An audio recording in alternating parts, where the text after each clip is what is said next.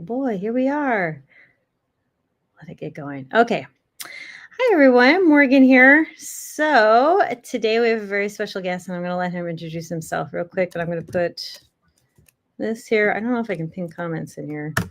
It's been a long time since I've done a live. So, I have a little adjustment here. Can I pin this? Put user in timeout. No, I don't want to put myself in timeout. Okay, whatever. Anyway, I'm just going to keep spamming his link. So, welcome. Please introduce yourself for everybody. Hey, Morgan, thank you so much for having me. My name is Dr. Teimojin Tan, and I am an ER doctor, veteran in the Canadian Armed Forces, and also a survivalist from Alone Season 9. And really excited to be here to talk to you because preparedness is something that I am incredibly passionate about, especially your medical preparedness. Nice. So, I will say that I did first, know about you from Alone. And I was just so impressed by everything you did in Alone. And I was so I was rooting for you so hard. And I was just like, it kind of killed me that that you didn't win. And I was just like, this guy should have won, like you should have had it. And it's just so crazy with Alone because you just don't know, what's going on together because you don't know, like they could be there for a long time, and it's like you just don't know. So I'm so curious. Like you're the first person that I've like really had a chance to have an intimate conversation about being on a show like that. Like, what was your kind of experience with that? It's funny that you mentioned that you're rooting for me, and like thank you so much. That means the world because when I showed up, and this is for those of you who don't know the show, the premise is very simple. You take 10 people, allow them to choose 10 items out of a list, and have them survive as long as possible on their own. So it's like 99% self-filmed. So not only are you building your shelters, hunting, fishing, and doing all that stuff, you're carrying at least 2 cameras with you while you're doing that. So I was out there, and the moment that I got to base camp and got to meet some of the other contestants, it was like everyone was very well qualified to be there. I don't think anyone who's been casted on the show in the most recent seasons are not experts in their own right. So when I was there, and the reason why I bring this up is because like to think that people were rooting for me was like it just means so much because when I was there, I thought everyone was like going to outdo me to the nth fold because I Wow. thought I was like well within like maybe the average right in the middle when I decided to leave after 63 days, you know, and it turns out that I did a lot better than I thought. But Yeah. to go through an experience like that, it's interesting from the mental aspect because if you are capable enough to build a shelter, to get your own food, you get into this rhythm of things. And I think at one point, everyone has this almost existential question of how far is enough, you Mm-hmm. know? You know your competition's tough. Some people like have at literally 60 pounds, which is equates to about 60 days ahead of you. So you already know like, oh, this person like has some extra time. So how much is enough? You know, what are you trying to prove out there? You know, is it the money? Is it trying to find where your line is and trying to really do it for a specific reason? And at the beginning, it was all about testing the combination of my military skills, which is mainly focused in cold weather and Arctic warfare, and my medical skills in wilderness medicine, and seeing if those two big components could take me far in that long-term survival situation. And for a lot of it, it did. But the interesting part was like the reason why I stayed long was completely different after like day 40. So it was just what was different about it? I mean, like you're like, okay, I'm in 40 days, obviously the show is still going. There's other people still contesting you, right? Mhm. So what was a driving factor for you then? Yeah, so like on day 40, I remember it was the first day that it was fairly warm enough to take my first shower outside, you know? Mhm. So up until that point, I was wearing like my bibs, my snow pant bibs, and it was warm enough for me to take that off, to sunbathe a little bit, to get into the lake and shower a little bit. or the river rather. And I remember sitting there and asking myself like, why am I still here? You know, like it's not it was never about the money, never about the prize money. And I didn't know I didn't know why I would have stayed longer. And I knew that I needed to find a reason to make that experience, because it was suffering to some degree, to make that suffering worth it. And for me, it was all about messaging, because at that point, my mom wasn't in a good health state. And a lot of it had to do with motivation. And I was feeling that if I was able to inspire her with a message of how much that I was trying out there, how much Mhm. I was forcing myself to wake up in the morning and do something about my situation, that hopefully, fingers crossed, that she was able to kind of see what she taught me, because she literally taught me these messages and these lessons as a kid, to hopefully change her life around. So that was my main purpose from day 40 onwards. Wow.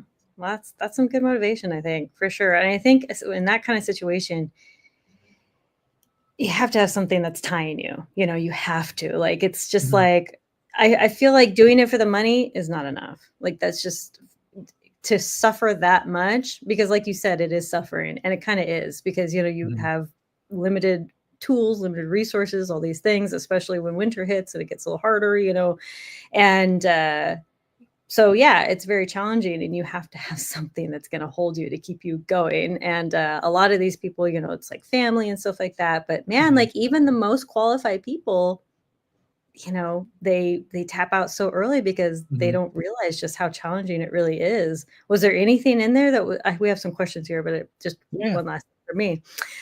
Was there anything in there, like on your journey, that was just like, um, this was way more challenging than I thought it would be? Or was it just Mhm. like, you know what? I thought it was going to be about this challenging. Yeah, so I think the main thing that a lot of people battle with is having a plan and expectation, and that just flipping on its head. You know, for me, I've never hunted before the show. Like I shot recurve for 7 years, but only target. So that's why if you're really paying attention on the show, you see me finger walking, which is Mm-hmm. basically showing the distances based on where my finger positions are on the string. And that's something Hmm. that most hunters don't do, but a lot of target shooters do. Hmm. So I learned how to hunt while I was on the show. And my main objective was to catch fish. So Hmm. I've fished before, seemed fairly straightforward, and I caught like four small, like 6, 7 inch brook trout day Hmm. 2 and 3, and then after that, nothing for like 2 weeks. No animal protein for 2 weeks. So that was really, really scary, because I wanted to stay there until the winter. I wanted to have that experience. So Oh, transitioning from fishing to hunting to foraging was a huge change for me, because not only are you learning to hunt for the first time, you're learning to hunt very specific animals on your territory too. So as you're right. getting to know their behaviors and their patterns, you're also learning how to hunt too. I had to imagine, where you were, there were specific probably limitations too on what you could and could not hunt, right? Mhm. Yep. So if a Fish and lot of the everything. people who comment on Reddit and like Facebook groups saying like, "Oh, you should have done that. Oh, you should have like this type of trap," if you're saying it and they haven't done it, it's mainly because there's either a hunting or fishing regulation that prohibits you from doing that. Yeah. So yeah, the only big game that we could have eaten on Alone Season 9 was black bear, and these were predatory 800 to like 1,200 pound bear Yeah. that you could hunt for a big game, and you have to be very confident in your shot to take that on. And I think there's only like one or two people who on my season who could have successfully done that really well without it being too dangerous. Yeah. Um, That'd be and wild. the fishing for my season was only fly fishing. So Mm, after week 2, the water levels dropped at least a foot and a half, and the temperatures went down really low. So yeah, you can do some streamers. You can maybe do something a little low, but fish are going to deeper and different waters at that time. So yeah. pretty tough, pretty tough. Yeah. It's tough stuff. I think, these people who are watching the show, I could do that. I could do that. But once you actually get out there, it's a lot more challenging than I think people think, watching a show.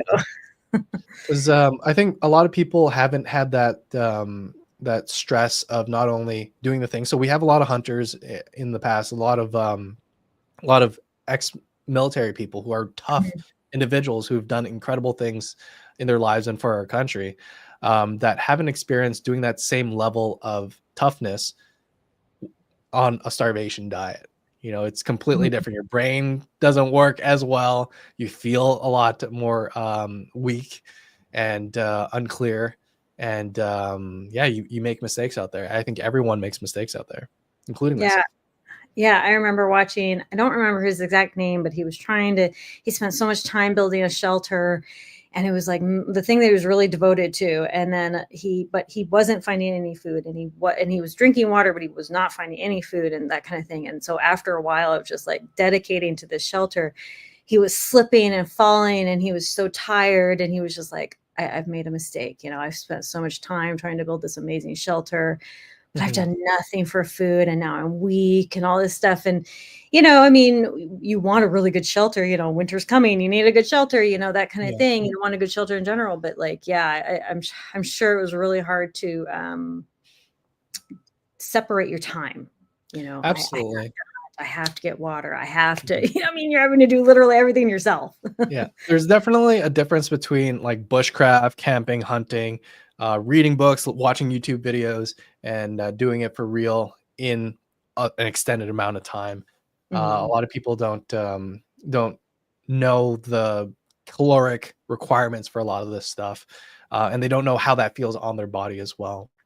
Yeah. So really prioritizing your output and really anticipating the next move is, I would say, the majority of what you should be doing out there. It's a lot of thinking before you do, because you are burning a few thousand calories a day and your input is less than a few hundred calories, even if you're getting like small game. Yeah. Yeah. That's crazy. Let's see. There's a question here. Does the show pay any money to the contestants for participating without winning? Yes. So people who participate do get money, but they don't get any stake in the full cash prize. Makes sense. Let's see. How hard was it known you could tap out anytime you wanted? So I would say that it definitely is an element, because when you think about doing things that you have to, let's say in life, you just have to do it, right? There's no other option. So to have that out is something that makes it even harder. You know, if it was okay at day 100, that's when your extraction team is going to be there. Then like that's kind of like your mindset. Like you just have to do whatever you need to budget for that time. So it's definitely hard. At the end, you start craving things that you never thought you'd crave before. Like I was craving like the orange chemically looking nacho cheese at the corner store, because I knew like that would be like the first thing that I could get and sneak out and get some of that, you know, Nice. because your body's just craving salt, it's craving fats. So it's definitely hard to know that all you have to do is press this one little button. Yeah. Sure, that's a mental game for sure. Was that the most challenging thing you had done? You said that you were in the military Mhm. and some Arctic, stuff. And, if you, was there anything more challenging than that you've done so far? Mm.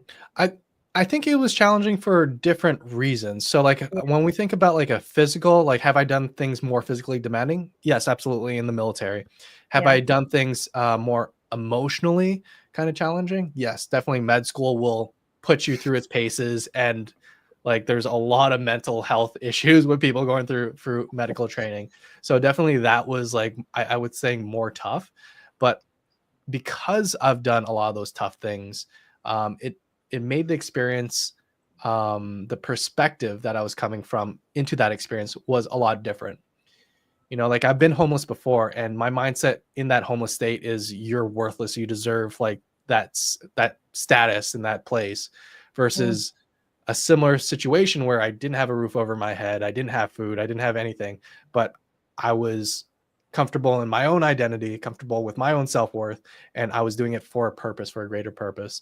And that was definitely just that change in perspective allowed that experience to be a very positive experience despite the suffering.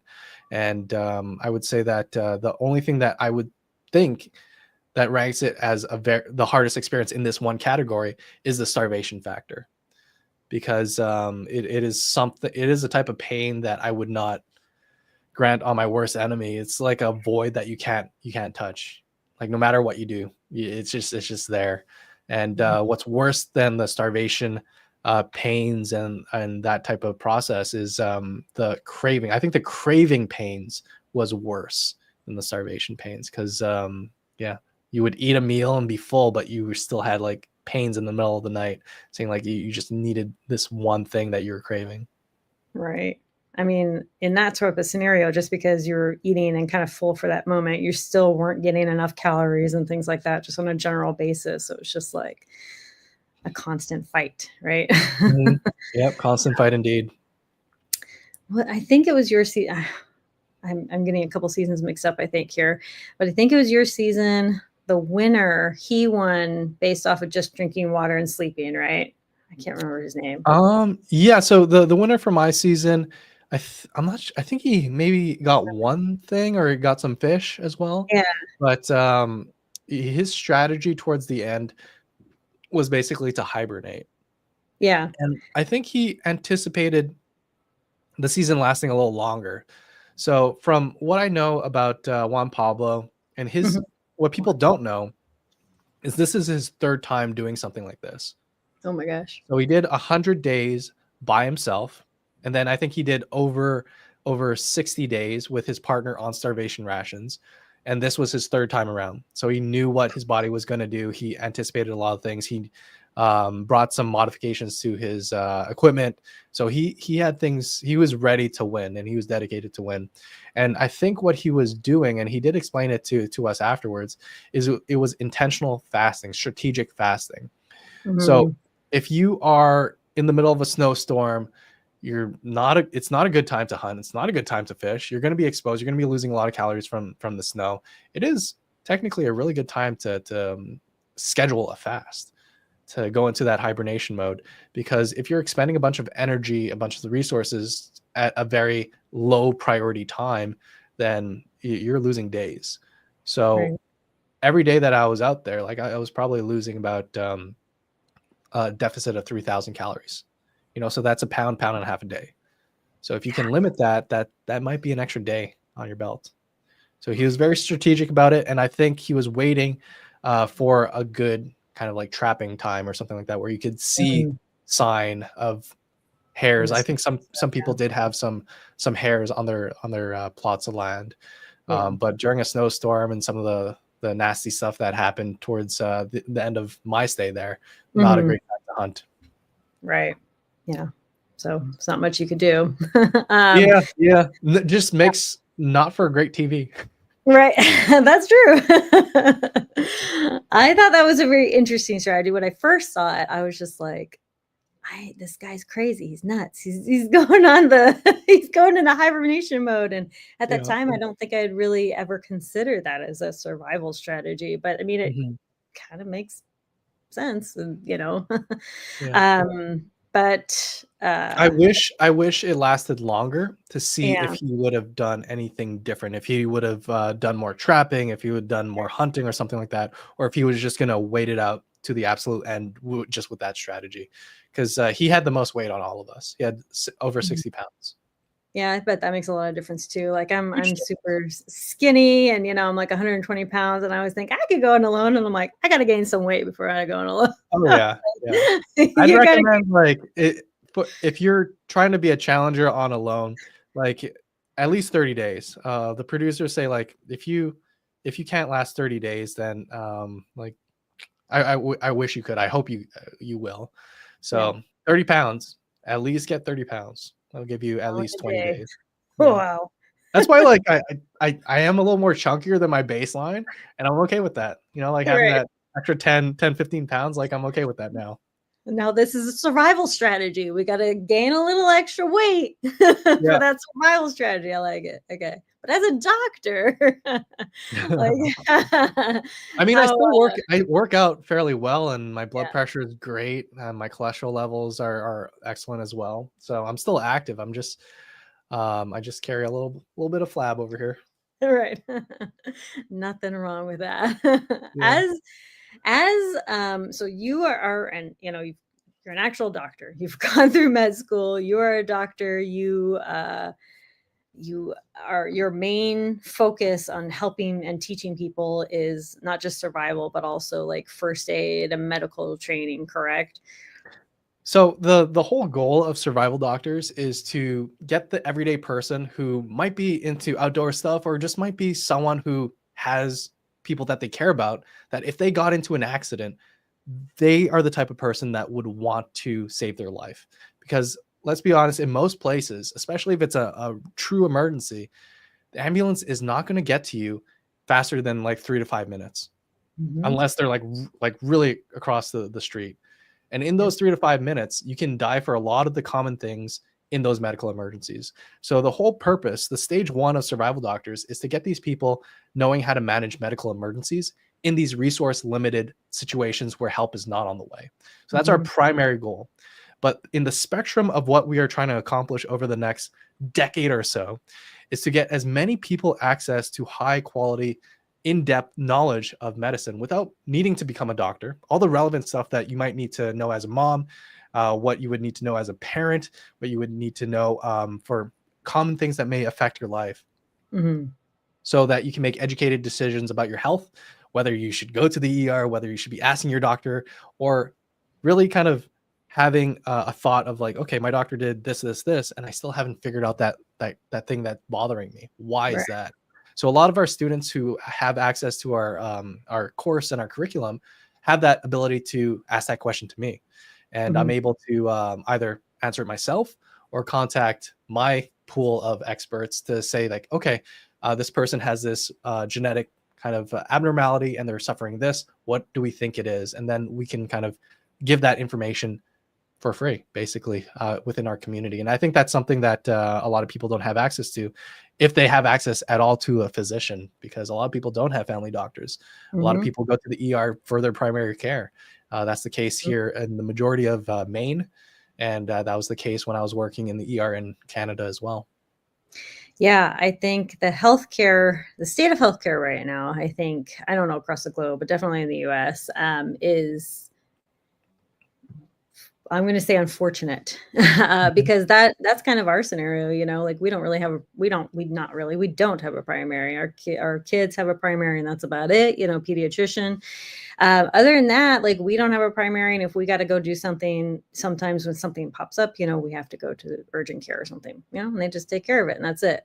Mhm. And it's unfortunate because sometimes, you really just want to go see a doctor, but it's like, okay, well now I got to find a doctor, and then it takes like a month to get into the doctor, and then Mhm. all this stuff. So, um, healthcare is crazy right now, and so when I had my kids, I didn't prioritize first aid or like healthcare really like at all. And then Mhm. I was like, "You know what? I don't know anything." My kid would get hurt or something, and I'm like, "I don't like I know how to put on a Band-Aid, and that's about it." I did. But now, I know how to do a lot more, but I know there's so much more I could be doing. And especially Mhm. in an emergency or disaster, it's like, um, let's just say like, hurricane, power outage, whatever, like, are you going to be able to get to medical attention, or is medical attention going to be able to get to you? And how long Mhm. is that even going to take? Depending on roads, if it's, bad roads, if the hospital even has power, whatever the Mhm. case may be, it's like, these are serious considerations. And I think something that preppers kind of think about in the fact of first aid, Mhm. like a first aid kit and like having Yeah. some OTC meds. But what other things would you kind of recommend for people, whoever, to learn about, being able to help themselves, Mhm. in a crisis before they can reach a doctor?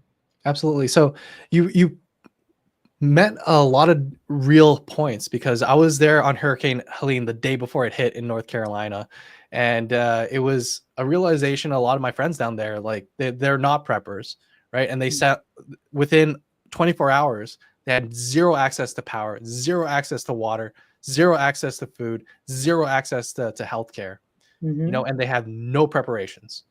And because I was there, it was just like a regular like Friday camping type of deal. But it it turns into a reality really quickly. And to kind of liken that situation to Maine is last year we had a crazy snowstorm, and our house was out of power and out of running water for several days, Mm. and we had the stuff to keep ourselves warm. I just installed like a high efficiency stove that year, so we Mm. had all the things kind of mapped out to make our situation comfortable despite losing access to the grid. One of the things that I advocate for is knowing the knowledge so that when you're addressing things that might be not an emergency, like let's say Mhm. infections, or maybe it's some frostbite because you didn't insulate your area properly. Mhm. All these things, the knowledge is something that helps you not only monitor things as it progresses, but also it allows you to intervene very, very early. So Mm. whether that's knowing, okay, my kid's coughing, but how do I know when it's a concern that this might be becoming pneumonia? You Mm. know, Yeah. is this scrape going to get infected? Is it infected? Is this an abscess? What should it be antibiotics? Should we be draining it? All these questions are things that you can literally learn within minutes in our program, and the Mm. procedures are not that hard. You know, Mhm. so to give you an example, I teach our residents, our interns, our medical students who have zero experience doing procedures like this, and they literally watch a YouTube video. I do it on a doll with them, and then they do it on a patient. So if they can do that with no previous experience watching Yeah. a video and having me guide them through it, then the majority of people can do so as well. Mm. And that's my belief, because if there becomes a situation where there is no access to education, to healthcare, then you are really on your own out there, Mhm. really on your It's own. yeah, for sure, and, medical like, we try to do prevention, right? You Mhm. eat healthy, work out, try not to, stub your toe, whatever the case may be, right? We try to do some prevention, try not to get hurt, that kind of thing. But accidents still happen, things still happen, people get sick, right? You know Mhm. this, I know this, everybody knows this. So, um, without once you get past the prevention, it's like it starts to sound really intimidating to people. It's like, okay, well, I again, it's like kind of like my scenario where I know how to put on a band-aid and I know how to take, a couple of acetaminophen or something. But other than that, I don't know what to do. I had a really bad I cut myself really, really bad, and I didn't know if it needed stitches or not. And then in Mhm. that kind of scenario, that if I had had the knowledge, I would have been like, okay, this definitely needs stitches or it doesn't. Of course, I was able to go to the hospital, but if I Mhm. couldn't, you know, Absolutely. yeah, I need that knowledge. People need that Mhm. knowledge in order to even identify if, something Mhm. needs additional assistance or not. Um, but here, we have a question here. What would you do for an acute allergic reaction causing restricted airway if you don't have meds like an EpiPen? Mhm. So that would be a really tough one, because at the end of the day, the most recent research is showing, even if you're giving antihistamines, steroids, um, inhalers, at the end of the day, if it's a true anaphylaxis, epinephrine's the one thing that's going to save you. So if you are someone who has allergies and you don't have epinephrine, you need to get it. Like my sister, she has her allergies. A lot of close friends have allergies, and some of them don't carry EpiPens.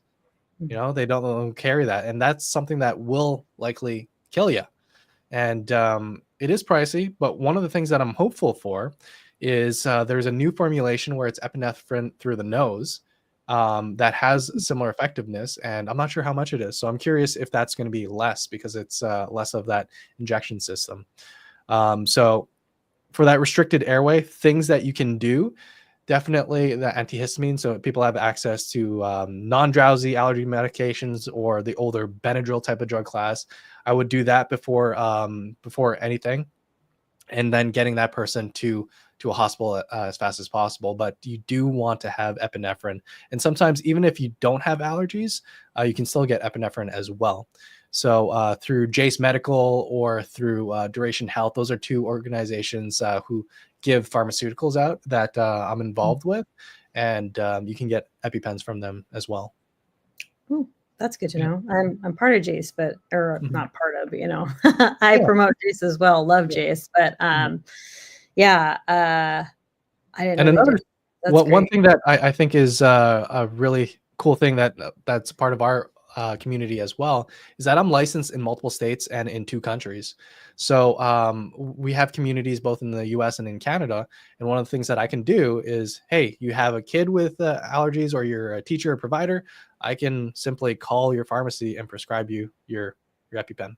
Mm, And nice. I don't personally need like a commission or anything like that, because if you're Right. part of our community, it's like having a doctor within your prep group, which is the end goal for me.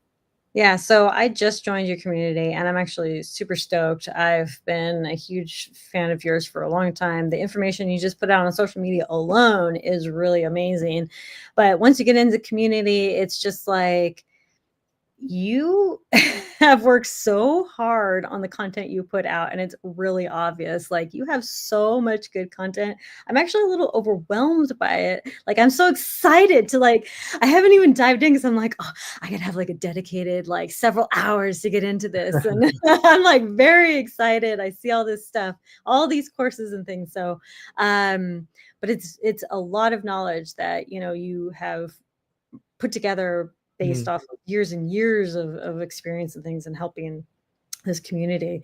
And it's pretty fantastic. So Thank um, you. Thank you. yeah, so I've put the links here in the comments. I'm going to just keep doing it. I think everybody should. I'm going to put it in the description once I upload this, and in a pinned comment and stuff like that. But I do think everybody should go check him out at least. Go see what he's all about and look at his courses and his field guides and all this stuff. You have just so much to give, and your knowledge has Yeah. what you're talking about. Thank you. It's Thank you. nice. Yeah. If any of you are interested in learning a life-saving skill with like a 5 to 10 minute read with the most up-to-date information, so this is no BS, evidence-based, based on the most recent guidelines and research from several different agencies, plus my own experience as an ER doctor. Like, that's what our field guides is all about. And the reason why I have not gone to publication is because the moment you buy a book, especially a medical book, it's likely outdated the moment you buy it. And that's scary. Like, even the books that we read in medical school, the moment we buy that textbook, it is outdated. That's how fast research changes. So that's one of the reasons why I like our field guides to be electronic. You can print it out. So once you buy it, you can print it out, but it is the most up to date, and we update it every single year as new guidelines come out. So people who are interested in that, they can try one of our field guides at no cost. You can get our first aid kit field guide at no cost. You can get our stop the bleed guide at no cost. And if you decide to buy one, you get the whole library as well. So that's a really good option too. And Yep. if you just want to tip your toe in to some of our video lessons, there's a 30-day free trial. So it doesn't cost you anything as well. Maybe like a $3 registration fee, but that's it. So we really want no barriers to get that information out to as many people as possible. And you don't need to be super intimidated. It is a lot of information, but we Mhm. break it down into like one core skill Yeah. at a time. So if you have enough time to watch a 10 to 15-minute YouTube video, you have time to learn a new thing a few times a week. Yeah. Yeah. First aid skills can definitely be intimidating, but yeah, he really breaks it down. And that's a really good point because I was actually sad because I was like, man, he doesn't have a book. Like, I really wanted to buy your book and like all this, but you have all this stuff, you have this whole community and these field guides and everything. And I was like, okay, I'm satisfied with that. But at first I was like, I just want to go buy his book. And then, but it makes a lot of sense why you don't have one yet. Have you ever thought of just, oh, I guess my question is then, what about like the army field guides of like first aid or something like that? Like, are they all outdated and stuff like that? Or There are stuff there that are okay, but there's a Mhm. lot of stuff that is likely outdated. So even when you think about like main big stuff like Stop the Bleed, Tactical Combat Casualty Care, they update it every single year. And there can be some practice changing things that come about. So if you're relying on one textbook that you just put in your bug out bag, That may be good for the majority of things, but there can be things that make a huge difference. One of them being like, let's say the 2024 update for chest seals. Before, for improvised chest seals, you're taping all three sides and letting it kind of vent. But they've been shown to cause like number one, doesn't work really well, and number two, they're missing a lot of tension pneumothoraxes from that. So now they're just closing all four sides as fast as possible. And if it needs to burp, you just kind of release one side to let the air kind of come out. So that's a huge Mm. change just within a year. So that's one of the reasons why one the options I'll probably do in the future is publish yearly but privately, so that Mm. only students get that as part of their kind of bundle. Yeah. So as soon as you sign out as a student, you get 2024, 2025 field guide, and you get the physical copies. So that's probably something that we'll be offering to our students as included into your membership. One of the things that we're pretty much trying to avoid is just people collecting certificates and not actually getting the skills that they need. Because Right. even if you're doing a certificates course and it is good information, you don't have access to that information and any updates forever. And Yeah. you can be forgetting a lot of that information fairly quickly. You forget over 90% over 2 weeks, which is Yeah. crazy. Yeah. When you look at the retention graphs, like that's how quickly you can lose all that information that you paid hundreds of dollars for, Yeah. versus if you're always integrating that, if you're coming to like the case studies, if you're doing challenges, if you're doing quizzes, these are all little stuff that we use as medical students to make sure that knowledge just becomes common knowledge. And Yep. that's something that I want to have for all of our students.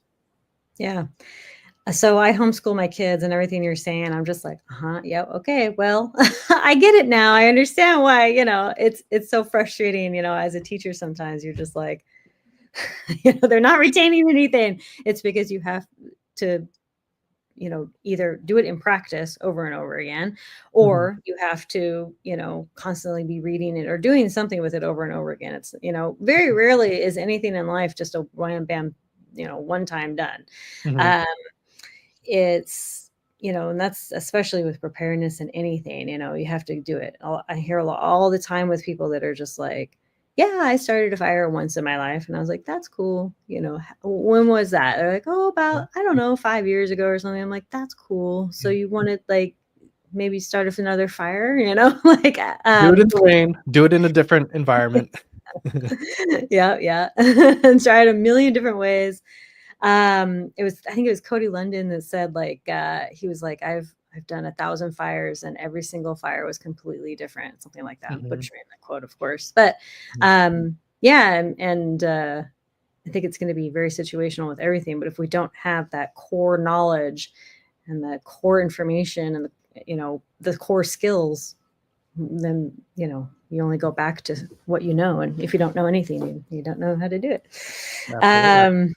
Um, uh, so I was wondering what other have you done since the show, or since just I guess since the show, have you done any other like personal challenges for yourself that you wanted to like, you were like, you know what, I want to hunt more, like you were saying, I haven't really hunted very much, I want to get out and hunt more, I realized that was maybe a I'm forgetting the word right now, but something that I just want to up my skill set a little bit more on these things. Was there like a whole list that you came out of the show Oh with, yeah, or for yeah. sure. Like the one thing that was really beneficial for being on a show like Alone is you don't even have pen and paper. So every intention that you have, you're just ruminating over and over and over again about saying like, oh, like this is something that would bring me joy, or things that are missing in my life, or this is what I envision the end goal to be.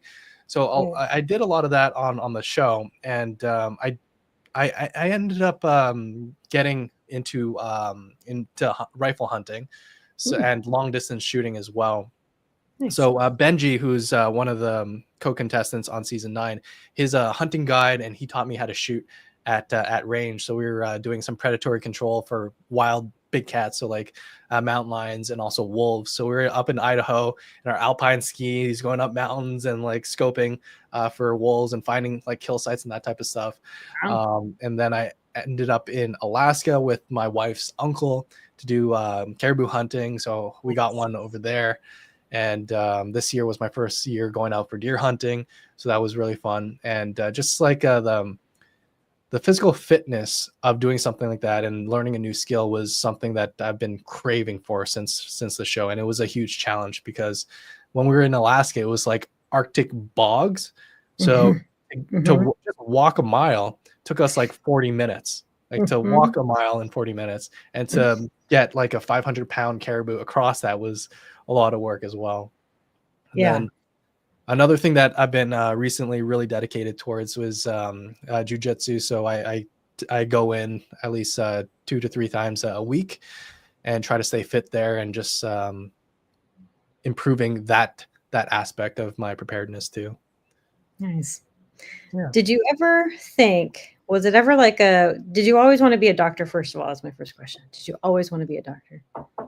I knew in some respect or not, I wanted to help people. And I Mhm. think it became very evident in just the very gut instinct and feeling I felt when I first saw someone in a lot of pain and suffering. Like I found medicine through witnessing like just tremendous pain and suffering while I was doing development work in East Africa. First time I saw people just dying in the streets, like just publicly. They had zero resources, no one cared, and they were literally withering away and dying, like in the poorest slums, most dangerous slums in the world. Mm. And I think anyone who witnesses that true human suffering has something in them, and I like to believe this that everyone has this, that they have that urge to help. Mhm. And it was really difficult for me to have that urge to help and just have like no skills, no knowledge, no resources to make any difference. And Mm. that feeling stuck with me in my youth quite a bit until my mentor said like you need to become a doctor. And I'm so glad that I found him and he convinced me to do that, because I was not on that route. It was like not even in my mind until then. And that's the main reason why I became a physician. Wow. That's awesome. That's really cool. What after that, I mean, did like survival and prepping, or anything like that kind of go hand in hand with that, or did that come later, or what That which that one came a had little later. Like yeah. I've always been an outdoor person. So I grew up with my father-in-law, or not my father, my godfather, and Mhm. he's like Quebecois, like real, comes from a lineage where people used to jump out of trees and like stab their deer for hunting. So Cool. he taught me a lot of my initial outdoor skills. And then Mhm. as I was more interested in traveling, I often traveled to developing countries and working with indigenous communities, and their just everyday living was just basic survival skills and outdoor knowledge. And Mhm. the freedom you have just herding cattle in the sub-Saharan desert, and just watching out for wild dogs and like warding off hyenas and stuff like that was the life. Yeah. So trying to find that balance between that love and that respect for not only nature and indigenous communities and medicine, because oftentimes there is a line that feels a little bit iffy where it's like traditional plant-based medicine and Western medicine or Eastern Mhm. medicine. Mhm. It's fun to walk that line between all three. And I think that's the balance that I found with survival medicine. So you're a proponent of herbal medicine, you're saying Eastern medicine and modern medicine, you're like, yes, whatever's going to work, for whatever situation kind of thing, or what's your thought about that? Mhm. So I think there is definitely a context to each. So my professor in when I was in East Africa, it was through undergrad, and he was an ethnobotanist. So for people who don't know what that is they do like plant stuff, but also looking at the science behind why medicinal medicines were passed on for generations. So they would go back to the lab and say like, okay, this plant was used for, let's say, upset stomach or pneumonia. Why? and they would break it down into the lab and say, oh, there's an actual active ingredient over here. And then they would go say like, okay, this active ingredient, how much in wet form or dry form would you need to make that a medicine? So that's Nice. the context that I'm coming from. It's like, oh no, they've made anti-malarials with this plant-based stuff. So there Mhm. is evidence for that. So I'm always a proponent of evidence-based stuff. And there is evidence for a lot of different plant-based and traditional medicines. I think Mhm. the lack we have and the difficulty is there's not a lot of researchers doing it. So Yeah. I hope there's a generation of people who get good research out there. Mhm. But as of right now, as a physician recommending things, I do have a due diligence to recommend things that have evidence to support it. Now, Right. as like someone coming from an Asian descent, I still have medicines that my mom say like you need to take this if you want to feel better. I still do it, and I do feel better. So Yeah. in that respects, I do have things that I take, and there are plants in my garden that I use for everyday like cold related stuff or little ailments. And I do think that there's a spectrum of Mhm. what is practiced. A lot of preventative and symptom control. I definitely can lean on some of the traditional medicines and the plant-based medicines. But when we get to a lot of disease control, like actual infections and cancers and that type of stuff, then I Yeah. really would emphasize evidence that supports that. Yeah. I hear you. I think it's super frustrating that there's not more just research being done on medicinal plants and things like that. I think that's the most frustrating part for me because I do want to see because it's like I look up something, some sort of medicinal plant. Or I'm huge into medicinal herbs and stuff like that, but I want to look into it and I research it, and they're like, well, there's some evidence that may say this and it may say that, and best just to shy away from it or something. I'm like, well, that's frustrating. Like Mhm, that's not that's not what I want to hear. And I don't know why that is because, as you just said, like so much of our modern medicine was mhm, actually taken from plant medicine or mhm, derived from it in a lot of ways. And so it's like, well, if we're deriving our modern medicine from plant medicine, why isn't there more research being done on plant medicine? And so, anyway, yeah, that's my rant on that. mhm. I uh, I think I'm that I'm I'm there with you. I wish there were more researchers that did that and did that well. You yeah, know. I think that there's a really good balance for sure. I think modern medicine's come a super long way, and has more ways to go. But and then there's a good balance of well, I'm going to take this peppermint tea, because I'm Actually, feeling peppermint does have evidence for. Yeah, oh, as well, good there you go. evidence for it. Yeah. Yay. I picked a good Yeah, you picked a great one. Yeah. one. Um, so I guess as finishing this hour, coming up to the hour, I want to know, or rather, could you help give like your top 10 um, knowledge or skills or supplies or anything first aid related that Mhm. people should be doing, or five or whatever, just your top 5 or 10 or whatever you want, Absolutely. So skills I or knowledge I or would anything. break it down to the core of what we teach at Survival Doctors for your first stage of learning. I think it is so important to know how to save someone's life. I think at the base, like if that's all I can teach you, that'd be awesome. And it comes down to like 7 key chapters.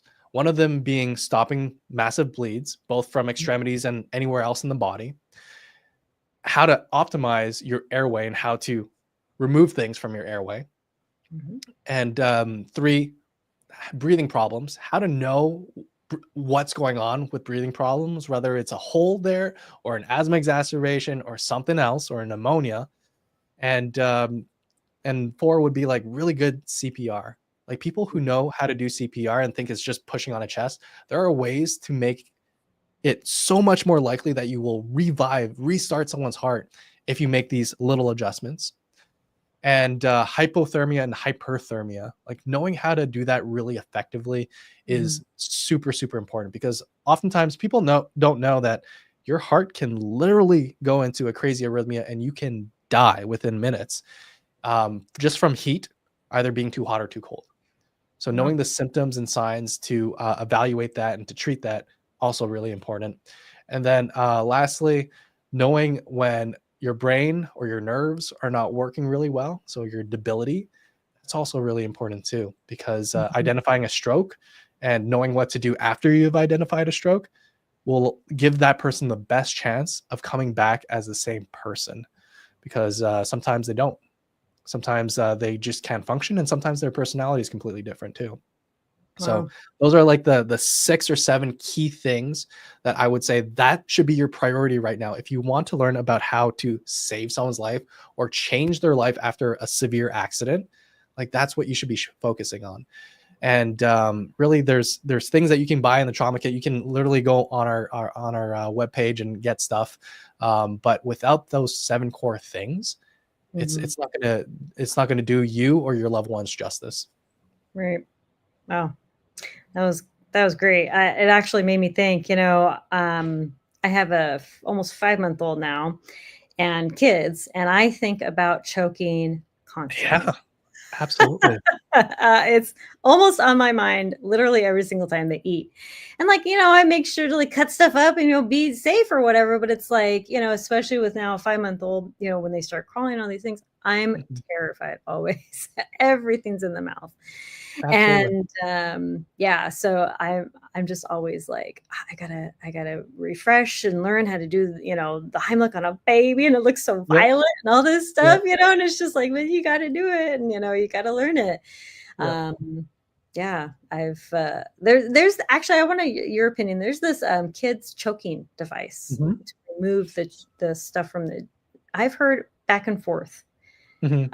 about whether it's recommended or not recommended. Mhm. What do you feel about it?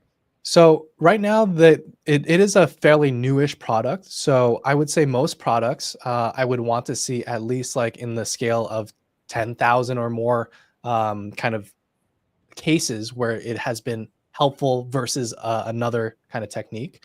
Mm, But one of the things that I'm looking at is the mechanism in which it kind of dislodges the whatever is obstructing the airway is mhm, something that makes a lot of sense. So it's basically sucking it out. So what happens is you're pushing basically a plunger in, but it has a valve so that air kind of goes out. But when you suck it out or you pull the plunger out, it sucks that material out. I would say mm, that would be one option, but you are relying on that one thing, and I don't think it's the cheapest device out there. So to yeah, have it in every single location, in every single room, in your car when you're going out, sure, that could be on you, but if it malfunctions, if it's warm outside and it gets warped or something like that, you still need to know your fundamental skills on how to save a choking baby. yeah. And we do have that chapter. I think it's 2 videos that are like 8 or 10 minutes. Oh So boy. yeah, you can literally learn that today as a member of our community. Well, I'm gonna go do that for It's in sure. the airway section. Perfect. I do highly recommend that everybody go check out his website and the field guides and get into the membership. I mean, I'm in it and I love it. And like I said, I'm overwhelmed, but excited overwhelmed because there's just so much good information, and that it's coming from somebody with the actual knowledge and experience to back it up. And so yeah, I highly recommend that everybody does this. It's in the chat, and I'm going to put it in the description and the pinned comment down below so that everybody can go check it out. Do you have anything else you would like to add or anything? I would like to add that every one of you listening today are capable of this, and if you have someone that you love, you deserve this for them, and they deserve that from you as well. This is a family community, so if you're sharing this with your husband, sharing this with your wife, sharing this with your kids, if they're going on their first adventure, like that's what we want. We want you to share this. Absolutely. Yes. That's awesome. Well, you are great. You're amazing. At least, at the very least, go check him out on all of his social medias. He's everywhere. So go check him out. Thank you so much for being here. I really, really appreciate your time. And yeah, thank you all so much for watching too. It's going to be a lot of replays after this as well. So thank you all so much for watching, and thank you so much for being here. Thanks for Appreciate having it. me, Morgan. Absolutely. And remember, everybody, conquer tomorrow by preparing today. Bye bye.